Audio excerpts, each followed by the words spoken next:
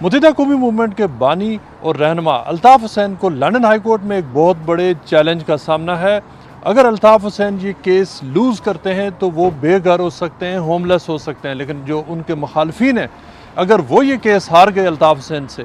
तो उस सूरत में उनको मिलियंस ऑफ पाउंड में लीगल फ़ीस और दीगर बहुत सारे संगीन नताइज का उनको सामना होगा। बहुत इंटरेस्टिंग केस है ये। और सबसे इंटरेस्टिंग बात यह है कि ये केस अल्ताफ़ हुसैन के ख़िलाफ़ उन लोगों ने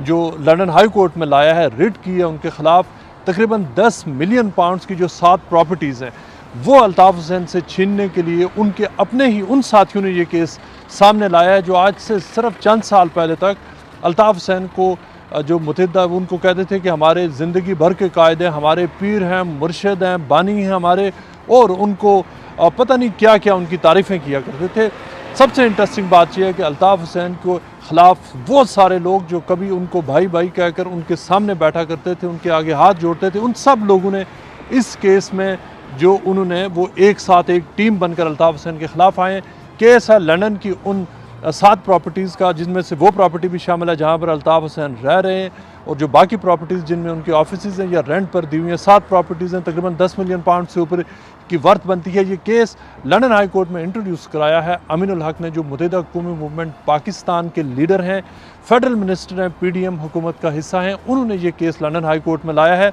और उनका कहना यह है जो लंदन हाई कोर्ट में जो केस इस हफ्ते शुरू होने जा रहा है, उन्होंने प्लीड ये क्लेम ये किया है कि ये 7 प्रॉपर्टीज़ MKM पाकिस्तान की मलकियत है, इसलिए कि एक ट्रस्ट, वो ट्रस्ट जो इन प्रॉपर्टीज़ को कंट्रोल करता है, वो एक्चुअली ट्रस्ट MKM के नाम पर बना था। और MKM, उनका दावा यह है कि MKM असल में वो MKM है जो MKM पाकिस्तान है, ना कि MKM लंदन है जो जिसको अल्ताफ़ हुसैन रन कर रहे हैं। इस MKM पाकिस्तान की क्लेम को सपोर्ट कर रहे हैं नदीम नुसरत, जो MKM से अलग हो चुके हैं,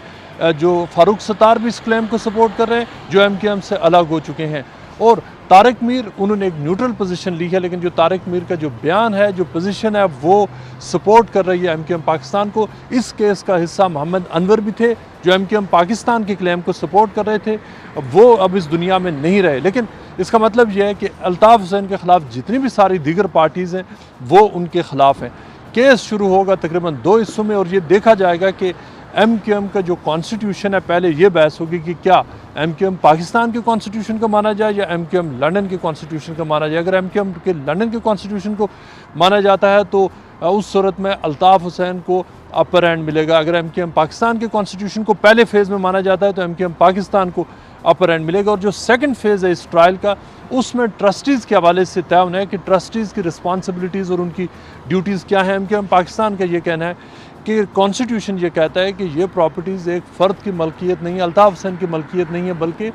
ये शोधा के लिए, उनके बच्चों के लिए और महाजर कम्युनिटी के लिए ये प्रॉपर्टीज़ बनाई गई थी, उनके लिए चंदा दिया गया था। अल्ताफ़ हुसैन का ये कहना है कि ये प्रॉपर्टीज़ 2004-5, 2-3-4-5 में ली गई थी, उस वक्त जब MKM होती थी, जिसका सरबराह वो थे, लिहाजा उसकी जो पूरा ट्रस्ट का कंट्रोल है उनको और उनके साथियों के पास होना चाहिए। जबकि MKM पाकिस्तान की एफर्ट ये है कि ये सारी प्रॉपर्टीज़ उनको मिलें, और अल्ताफ़ हुसैन को उस सूरत में अगर MKM पाकिस्तान की हमायत में फ़ैसला आता है तो अल्ताफ़ हुसैन के लिए कुछ भी नहीं बचेगा, यानी वो मुकम्मल तौर पर उनके पास ये सारे जो टोटल उनके एसेट्स हैं वो ये हैं। अगर वो ये केस लूज़ कर जाते हैं तो उनके पास कुछ भी नहीं बचेगा, और MKM Pakistan all of a sudden तकरीबन 10 मिलियन पाउंड्स की लंदन में उनके पास प्रॉपर्टीज़ चली जाएंगी। जो फ़ैसला है वो जज ने करना है, कोर्ट ने करना है, दोनों साइड्स का एविडेंस देखकर। लेकिन एक बात तो तय है कि जो भी साइड ये लूज़ करेगी वो बहुत ज़्यादा कुछ लूज़ करने जा रही है।